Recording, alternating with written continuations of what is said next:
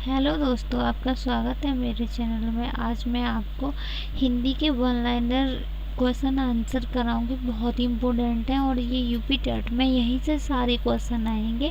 जैसे कोई भी कॉम्पिटिटिव एग्ज़ाम होगा उन सब में आते ही आते हैं, ये सब पूछे ही जाते हैं। मैं ऐसी वीडियो बना रही हूँ, इससे मैं आपका पूरा पेपर कवर हो जाएगा। ठीक है, जो हिंदी आएगी, हिंदी व्याकरण। ठीक है, तो इसका पहला हो जाएगा, भाषा की सबसे छोटी इकाई क्या है? तो वो वर्ड है।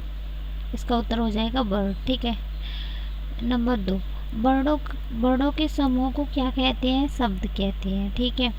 नंबर 3, शब्दों के सार्थक समूह को क्या कहते हैं? तो वो वाक्य कहते हैं। ठीक है। नंबर 4, हिंदी वर्णमाला में कुल कितने वर्ड होते हैं? तो वो होते हैं 52। ठीक है। स्वरों की संख्या कितनी होती है? तो वो होती है 11। ठीक है। व्यंजनों की संख्या कितनी होती है? तो वो होती है 41। ठीक है। नंबर 7, आ ई किसके उदाहरण है? ये स्वर के उदाहरण है। ठीक है। जैसे नंबर 8, क ख ग किसके उदाहरण हैं? वो व्यंजन के उदाहरण हैं। ठीक है। किसके हैं? वो व्यंजन के हैं।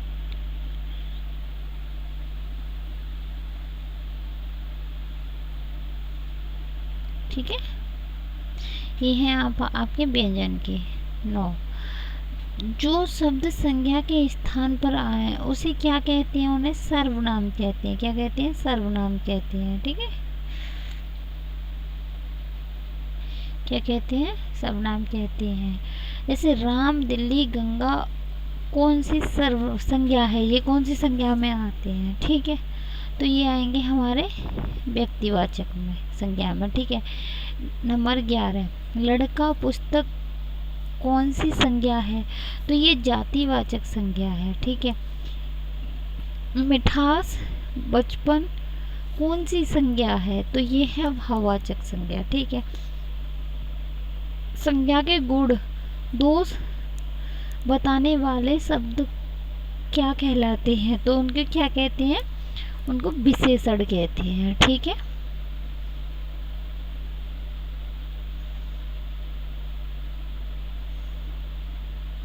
क्या कहते हैं? विशेषण कहते हैं। अब इसके बाद आएंगे हमारे ये क्रिया किसे कहते हैं? कार्य का बोध करने वाले शब्द को क्रिया कहते हैं। ठीक है। अब 15, जो शब्द क्रिया की विशेषता बताते हैं उसे क्या कहते हैं? उसे क्रिया विशेषण कहते हैं। ठीक है। 16 नंबर, वह तेज दौड़ता है। मैं तेज क्या है? इसमें क्या है? तो इसमें क्रिया विशेषण है। जैसे ये क्रिया विशेषण है, जैसे संज्ञा है, सर्वनाम है, इसकी मैं और वीडियो भी बनाऊंगी।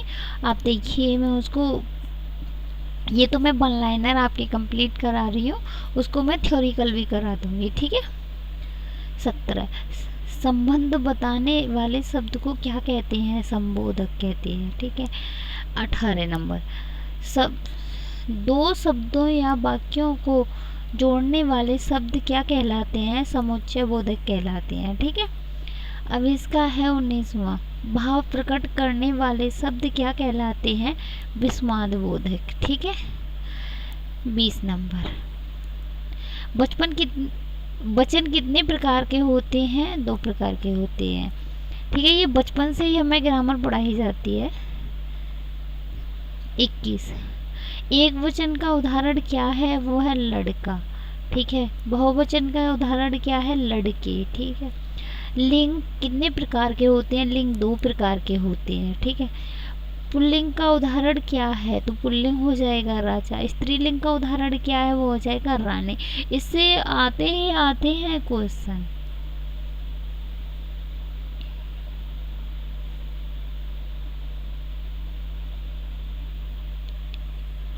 छब्बीस नंबर, काल कितने प्रकार के होते हैं? 3 प्रकार के होते हैं। 27 नंबर, वर्तमान काल का उदाहरण क्या है? वह पढ़ता है। 28 नंबर, भूतकाल का उदाहरण क्या है? वह पढ़ा है। ठीक है। भविष्य काल का उदाहरण क्या है? वह पढ़ेगा। ठीक है। नंबर 30, वाक्य कितने प्रकार के होते हैं? मुख्यतः 3 प्रकार के होते हैं जो वाक्य होते हैं। ठीक है। 31 नंबर, प्रश्न पूछने वाला वाक्य क्या कहलाता है? क्या कहलाता है? वो प्रश्नवाचक वाक्य कहलाता है। पूछता है एग्जाम में, सीधे ही डिटेल, सीधे ही डायरेक्ट यही क्वेश्चन रखा मिलेगा आपको। 32 नंबर, आज्ञा देने वाला वाक्य क्या कहलाता है? आज्ञावाचक। प्रश्न नंबर 33, ये होगा मुहावरे का अर्थ। मुहावरे का अर्थ क्या होता है? लाक्षणिक अर्थ। ठीक है। लोकोक्तियाँ किसे कहते हैं? प्रसिद्ध कथन। ठीक है। पर्यायवाची शब्द किसे कहते हैं? समान अर्थ बताने वाले शब्द को। ठीक है। विलोम शब्द किसे कहते हैं? जो विपरीत अर्थ वाले शब्द होते हैं, जो विपरीत अर्थ वाले शब्द होते हैं। अनेक शब्दों के लिए एक शब्द क्या कहलाता है? एकार्थी शब्द कहलाता है। ठीक है। ये हो गया हमारा 38 नंबर। जल का पर्यायवाची क्या होगा? वो नीर होगा। दिन का विलोम क्या होगा? रात होगा। सत्य का विलोम क्या होगा? असत्य होगा। कमल का पर्यायवाची क्या होगा? पंकज होगा। समास कितने प्रकार के होते हैं? 6 प्रकार के होते हैं। संधि कितने प्रकार की होती है? 3 प्रकार की होती है। 44 नंबर, तत्सम शब्द किस भाषा के लिए किए गए हैं? ये संस्कृत के होते हैं, तत्सम होते हैं। जो तद्भव शब्द किससे बने होते हैं? ये संस्कृत शब्दों से बने होते हैं। ठीक है। उपसर्ग हिंदी में भी आते हैं, ये संस्कृत में भी आते हैं। उपसर्ग किसे कहते हैं? शब्द के पहले लगने वाले शब्दांश को कहते हैं। ठीक है। 47, प्रत्यय किसे कहते हैं? शब्द के बाद लगने वाले शब्दांश को कहते हैं। ठीक है। बेईमान में उपसर्ग क्या होगा? वे होगा, वे। ठीक है। लड़कपन का प्रत्यय कौन सा होगा? तो पन होगा। ठीक है। प्रत्यय वाला शब्द आता है वो बाद में आता है, उपसर्ग वाला आता है वो पहले आता है। ठीक है। मैं ये आपको ट्रिक में भी आगे वीडियो में बताऊंगी, और मैं पूरा वीडियो बनाऊंगी उपसर्ग का और प्रत्यय का, आपका एक भी गलत नहीं होगा। ठीक है। शुद्ध भाषा बोलने और लिखने के नियम को क्या कहते हैं? तो उसको व्याकरण कहते हैं।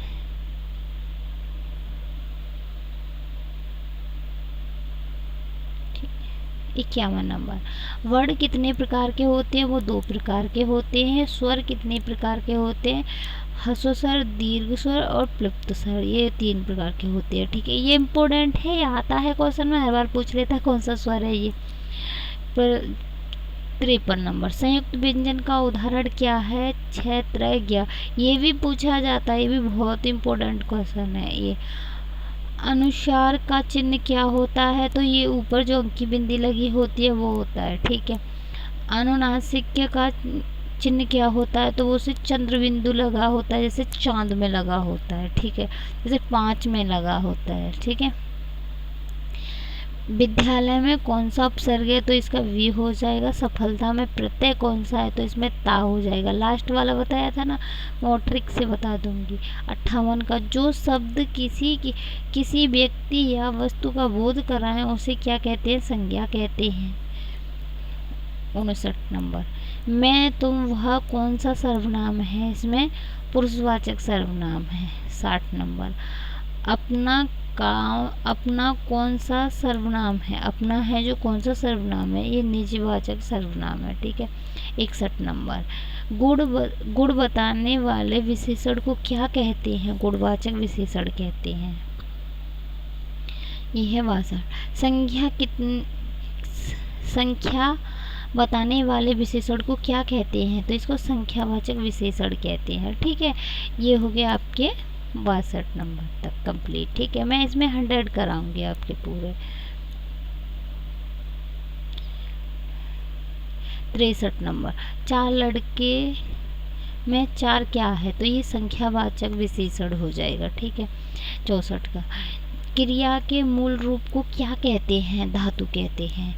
सकर्मक क्रिया किसे कहते हैं? जो सकर्मक होती है जिसमें कर्म की आवश्यकता हो, उसे सकर्मक क्रिया कहते हैं। अकर्मक क्रिया किसे कहते हैं? जिसमें कर्म की आवश्यकता न हो, उसे अकर्मक क्रिया कहते हैं। ये राम खाना खाता है, कौन सी विशेषता है? इसमें सकर्मक क्रिया होगी। ठीक है। सकर्मक क्रिया होगी।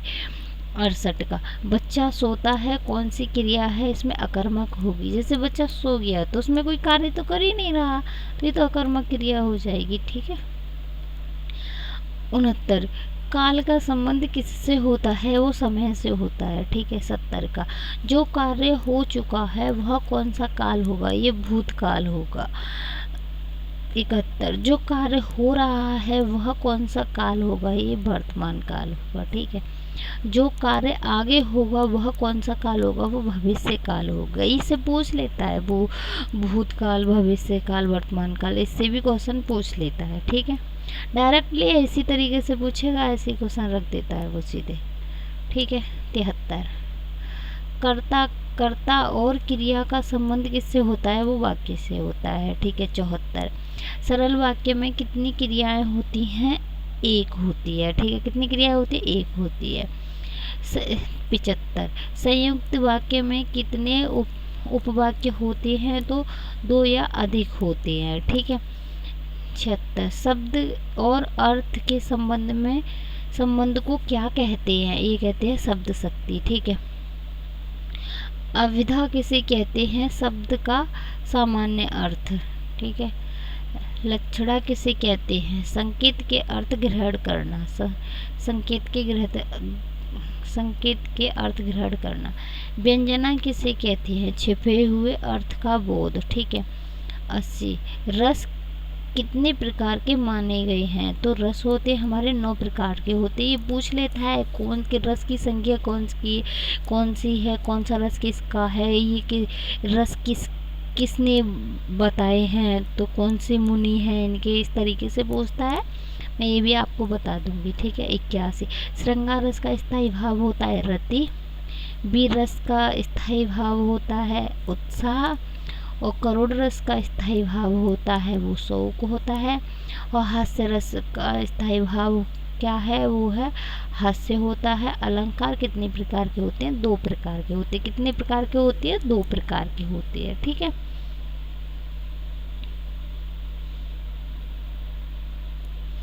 अब यहाँ आते हैं हम 84 नंबर पर। ठीक है। हास्य रस का स्थायी भाव क्या है, हास्य होता है। अलंकार कितने प्रकार के होते हैं, 2 प्रकार के होते हैं। जैसे 86 शब्द अलंकार किसे कहते हैं, जहाँ शब्दों से चमत्कार हो उसे शब्द अलंकार कहते हैं। ठीक है। 87 अलंकार्थ किसे कहते हैं, जहाँ अर्थ से चमत्कार हो। ठीक है। 88 उपमा अलंकार में किस शब्द का उपयोग होता है, जैसे समता, समान, सा, इस तरीके से उपमा में होते हैं। ठीक है। ये है उसका मुंह चांद सा है, कौन सा अलंकार है, इसमें उपमा अलंकार है। ठीक है। 90 नंबर। ठीक है। एक ही वर्ण की आकृति कौन सा अलंकार है, ये अनुप्रास अलंकार। अलंकार बहुत पूछता है यूपी टेट में। ठीक है। संधि का अर्थ क्या है, वो है मेल। ठीक है। 92 नंबर। संधि स्वर संधि किसे कहते हैं, 2 स्वरों के मेल को। ठीक है। व्यंजन संधि किसे कहते हैं, व्यंजनों के मेल को कहते हैं। जो स्वर संधि होती है वो स्वरों के मेल से बनती है, जो व्यंजन संधि होती है वो व्यंजन के मेल से बनती है। ठीक है। ये है 94। विसर्ग संधि में किसका मेल होता है, उसमें विसर्ग का मेल होता है। ठीक है। विसर्ग से ही खत्म होती है, विसर्ग से ही स्टार्ट होती है। अब ये है आपके लास्ट हो जाएंगे 100। ठीक है।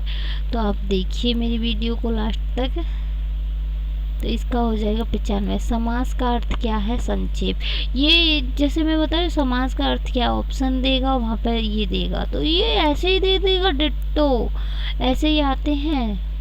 96 जिस समास में दोनों पद प्रधान हो वह कौन सा समास होता है, द्वंद्व समास होता है।